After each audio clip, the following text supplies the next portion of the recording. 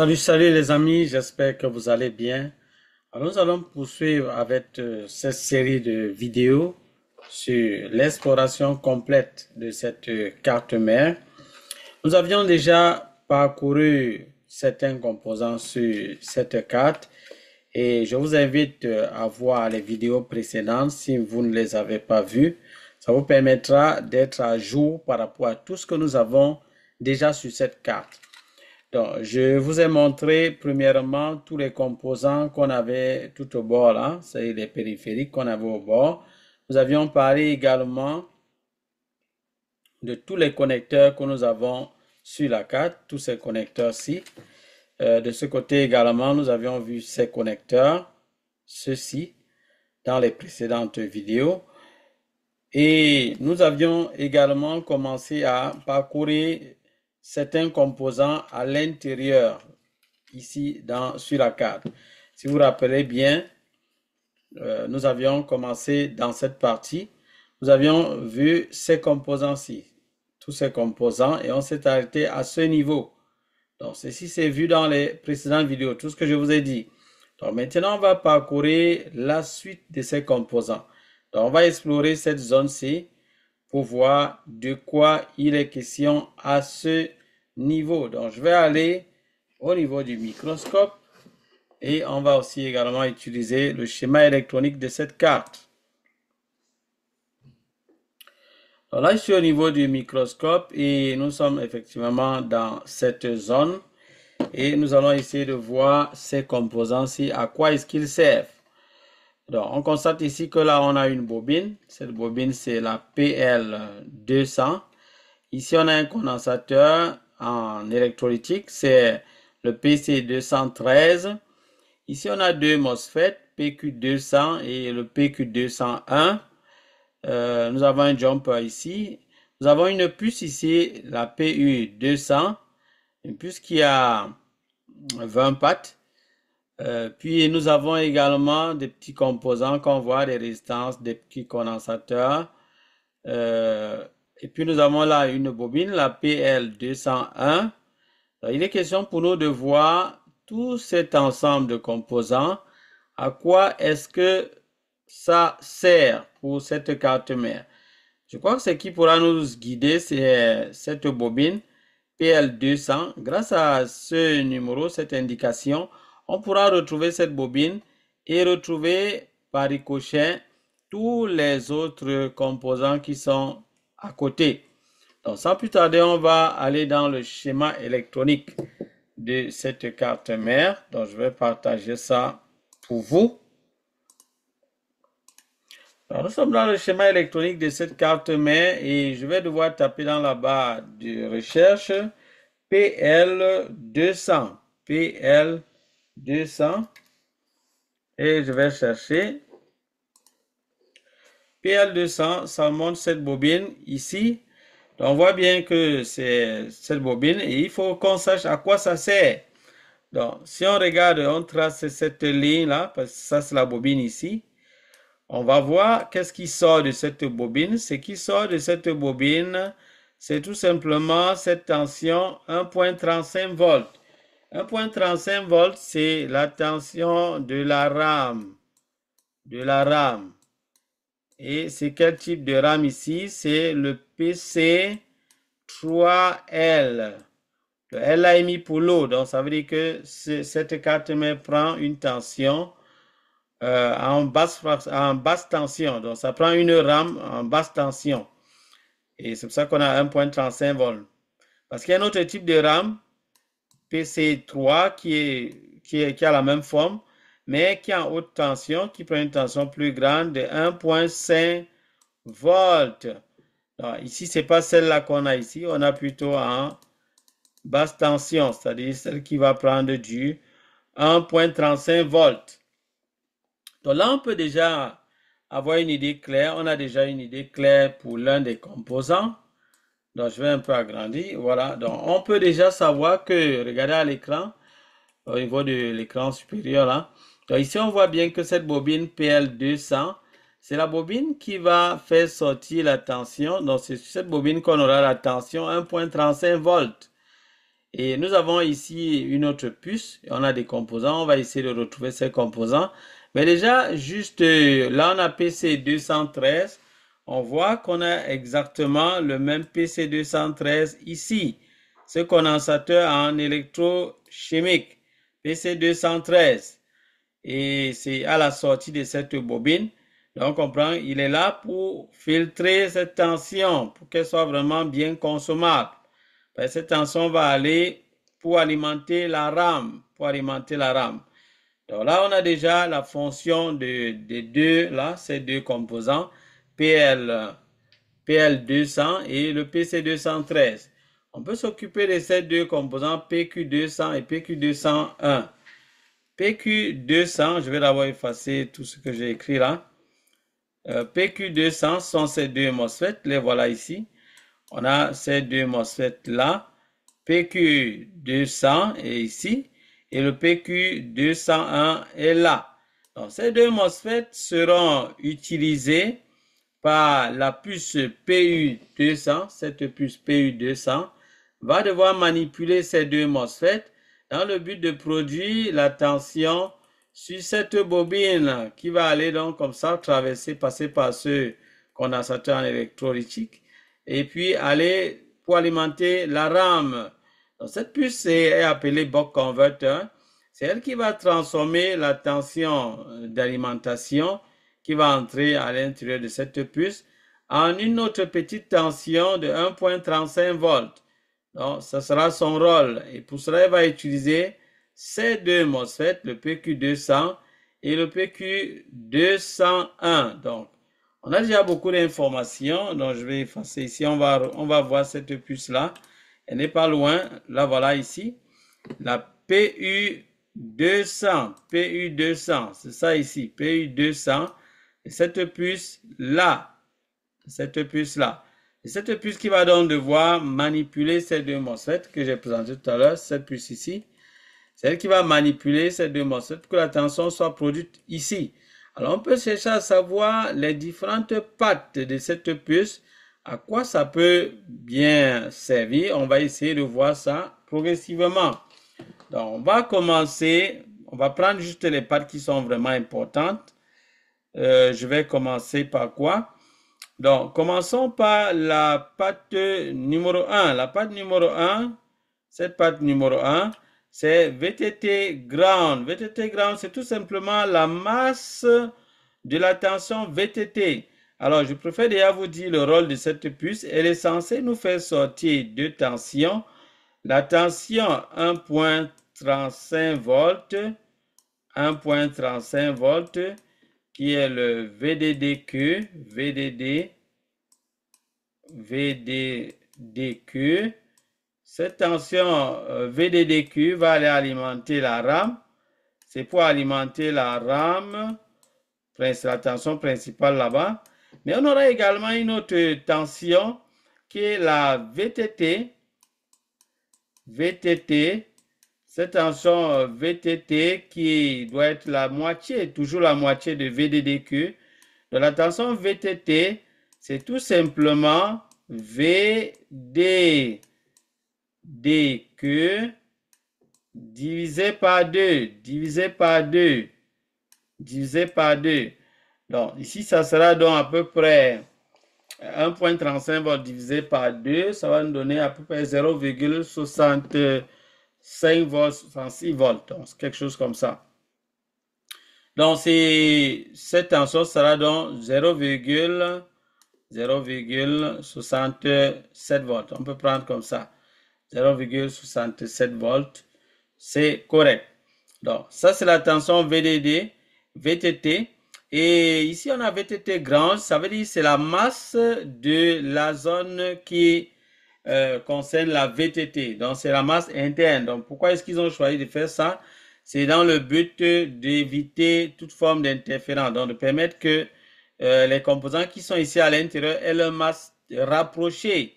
Donc, ça limite vraiment beaucoup de bruit inutile. Donc, voilà pourquoi on a mis le VTT ground.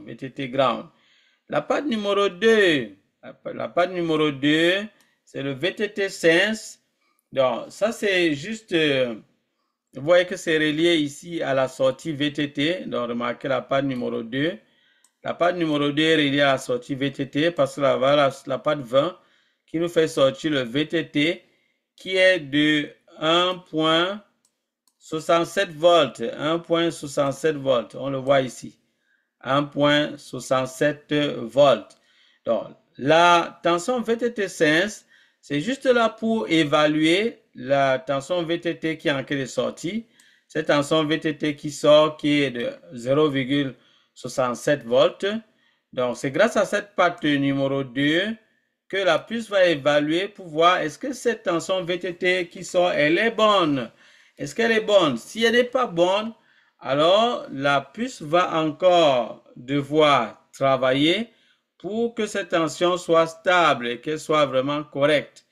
Donc, c'est toujours comme ça. Donc, sur la carte mère de l'ordinateur, il y a généralement un département qui passe le temps à évaluer. On passe le temps à évaluer pour faire des feedbacks et voir si on peut remédier à la situation. C'est tout simplement ça. Ici, à la part 3, on a vraiment le ground du système, le ground de la carte. Ça, c'est le ground de la puce carrément, et qui est lié également au système. Nous avons ici le VTT ref, c'est la valeur de référence attendue pour le VTT.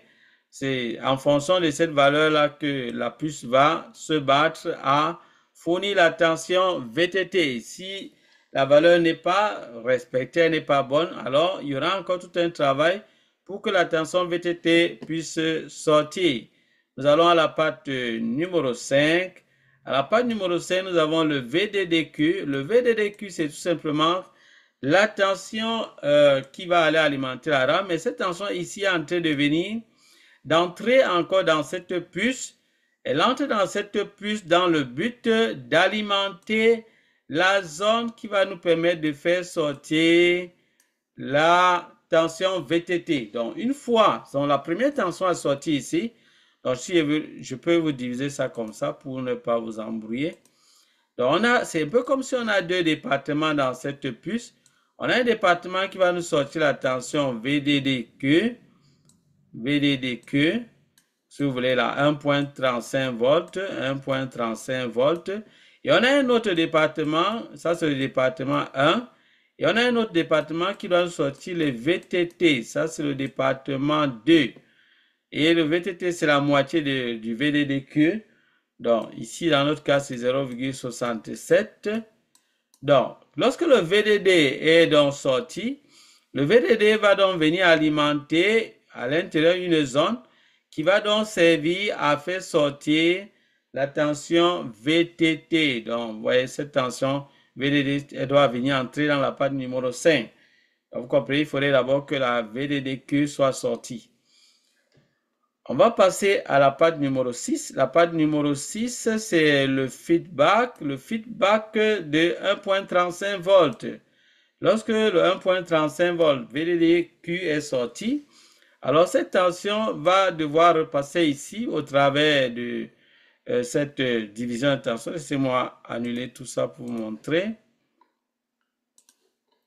Donc, on a une division de tension ici, cette division de tension. Cette division de tension qui va permettre de produire ici une certaine valeur qui est attendue. Et cette valeur qui va donc permettre à cette puce de voir est-ce que la tension 1.35 volts, est-ce que c'est correct? Ça va lui permettre de voir est-ce que c'est correct parce qu'ils ont déjà une valeur qui est attendue ici. Donc quand c'est pas bon, la puce va encore devoir refaire le travail de manipuler les MOSFET pour que la tension 1.35 volts soit bonne, qu'elle soit bonne, tout simplement. Et là, nous tombons à la patte numéro 7. La patte numéro 7, c'est le S3. Le S3, c'est tout simplement l'état de veille. C'est également par là qu'on va activer la tension VTT. VTT. Ça, c'est l'activation de la tension VTT. Je vous ai dit qu'on a comme une puce ici, on a encore une autre puce. Donc, on a vraiment des circuits qui sont à l'intérieur. Donc, c'est grâce au S3 qu'on va activer ceci pour que cette tension puisse sortir, les VTT. C'est tout simplement ça. Donc, maintenant, le S5, c'est également une autre tension, un autre signal. C'est un signal d'activation qui va activer la zone qui va permettre de faire sortir les tensions VDDQ. Donc, c'est-à-dire la tension 1.35 volts. Donc, c'est la S5, c'est par S5 qu'on va devoir activer ça. Ça doit être de 3.3 volts ici. Donc ça, c'est l'activation. Cette activation sera produite par le signal 6 on qui vient de la puce Super IO. Je vais vous montrer cette puce-là. Cette puce Super IO, c'est elle qu'on a ici, tout simplement. Ici, c'est le fabricant, c'est Ene, donc retenez ce fabricant. On a plusieurs fabricants de puces Super IO. Ici, le fabricant, c'est Ene. C'est une puce qui a 128 pattes la plupart du temps, donc 32 de chaque côté. Donc, on reviendra sur cela plus tard. Donc, on va continuer avec les pattes. Donc, ici, on a la patte numéro 9, turn. Ça, c'est turn on. Turn on, ça veut dire démarrer.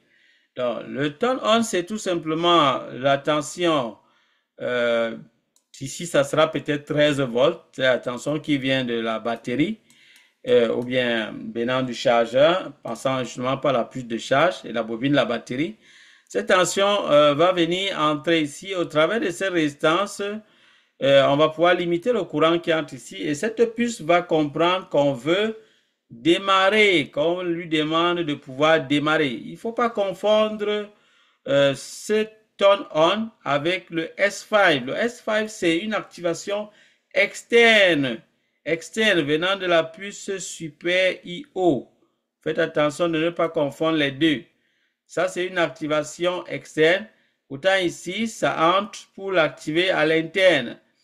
Ici, si le turn on est présent et que le S5 on n'est pas présent, cette puce ne va pas fonctionner.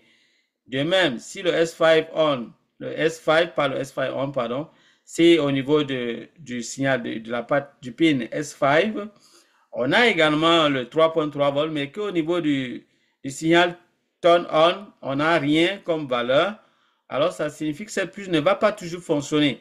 Donc, c'est donc très important. C'est très important de se rassurer qu'ici, on a vraiment ce signal qui arrive là. Voilà, maintenant ici au niveau du 10, c'est ce qu'on appelle le power good. Le power good, c'est juste pour dire que cette tension, cette puce fonctionne déjà bien. Cette puce fonctionne bien. Généralement, ce signal peut être envoyé, ici il est non connecté, mais ça peut être envoyé au niveau de la puce supérieure pour lui dire tout fonctionne bien au niveau de cette puce. Alors ici, on a le VDD au niveau de la patte numéro 11. Le VDD, c'est tout simplement par cette patte qu'on va alimenter cette puce, la puce de la RAM. VDD, c'est par là qu'on va l'alimenter. Et nous voyons ici, juste à côté, le VDDP. Là également, le VDDP va servir pour alimenter cette zone de la zone où sortit la tension VTT, la tension VTT. Donc, ça va servir dans ce sens. Donc, on va tomber ici avec le CS. Ici, ça, c'est toujours le current sense. Sur le current sense, ça va permettre d'évaluer cette tension, l'intensité qui vient de VDD pour voir est-ce qu'elle est bonne ou pas. Donc, c'est un peu comme pour pouvoir limiter le courant et voir ce qu'on peut faire. Est-ce qu'on peut arrêter cette puce? Donc, c'est pas cela et c'est grâce à ces résistances qu'elle va pouvoir faire ce travail, la PR205. Donc, lorsque si la puce constate que l'intensité est vraiment au-delà de ce qui était attendu à la sortie, alors qu'est-ce qu'elle va faire? Elle va couper, cette puce sera donc fermée. Elle va arrêter de fonctionner pour éviter des dégâts. Donc là, c'est pi grande, ça c'est power grande. Donc ça, c'est toujours la masse, c'est la masse de cette puce. C'est toujours la masse de cette puce. Donc ici, on a le low gate. Le low gate, c'est tout simplement par cette patte, ce pin 15, qu'on va pouvoir manipuler le low MOSFET. Je vais devoir effacer tout ça, c'est un peu touffu déjà. Donc, cette puce va devoir manipuler Le low MOSFET. Le low MOSFET, c'est tout simplement ce MOSFET PQ201. PQ201 qu'on a ici. Si on va montrer ça là.